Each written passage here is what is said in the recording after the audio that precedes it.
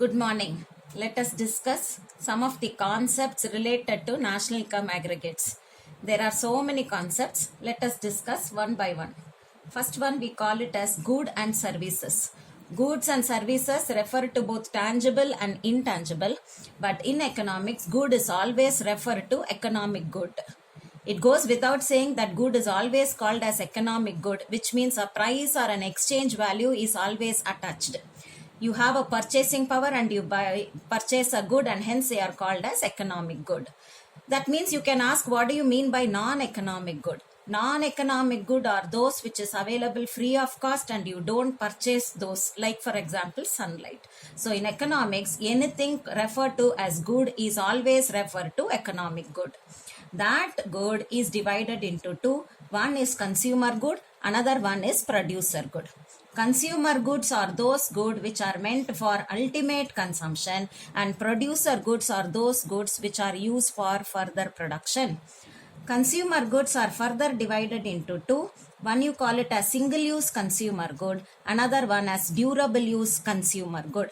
Single-use consumer good refers to those perishables like milk, vegetables, fruits whose life is short.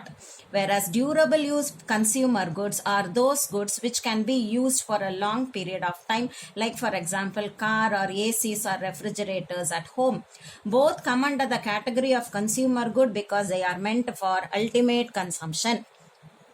Producer goods are also divided into single-use producer good and durable-use producer good. Single-use producer good are those goods which is used for a short period of time and which is completely used up in the process of production. Like for example, raw materials or fuel which is completely used up in the process. Whereas durable use producer goods are those goods which has a long time, which has got a long durability, used for a longer period of time, like machines, buildings, equipments and so on. Single-use producer good is also called as one of the characteristic of something called intermediate goods, which we will discuss little later. And durable use producer goods are also called as capital goods, which is meant for investment purpose. We will discuss this also little later. Now the next one is final goods. Final goods refer to those goods which has got two important characteristics. One meant for consumption purpose, another one is investment purpose. Consumption purpose is referring to single-use consumer good and durable-use consumer good, both meant for consumption purpose, is part of final good. And the durable-use producer good, which is used for investment purpose, like the investment on machines, buildings, equipments and so on, they come under also the category of final goods. So final goods has got two important characteristics, which is used for the purpose of consumption and used for the purpose of investment. Then you have intermediate goods. Intermediate goods are those goods which has got three important characteristics. One, which can be used for further production or completely used up in the process of production, like for example raw materials, petrol, etc. There are other category is which can be used by dealers for the purpose of resale, but it is within the same financial year.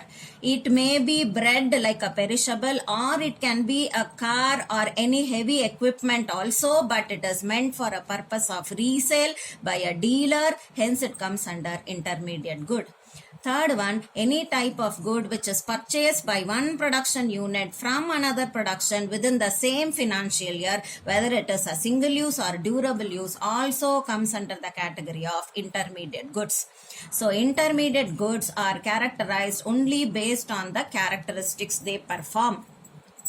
Now the most important aspect here is all these goods do not have a category called final goods or intermediate goods or consumer goods or producer goods for sure, unless it is determined to what purpose it is put into.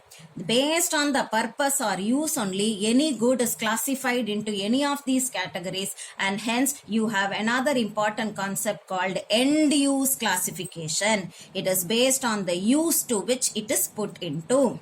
For example, A machine which is purchased at home, a tailoring machine which is purchased at home, which is used for consumption purpose, is called as consumer good. The same tailoring machine which is purchased by a tailor in order to produce ready-made garments, that comes under the category of durable use. It is meant for investment purpose, and hence it is coming under the category called final good. The same tailoring machine, if it is purchased by a dealer, it is used for a purpose of resale, and hence it comes under the category called intermediate good. So a same machine, tailoring machine, is put to based on the purpose to which it is put, is categorized either as final good or intermediate good. Hence, the end use classification plays a very important role to decide whether a good is a final good or an intermediate good or consumer good. That is why this is very, very important. It is based on end use classification.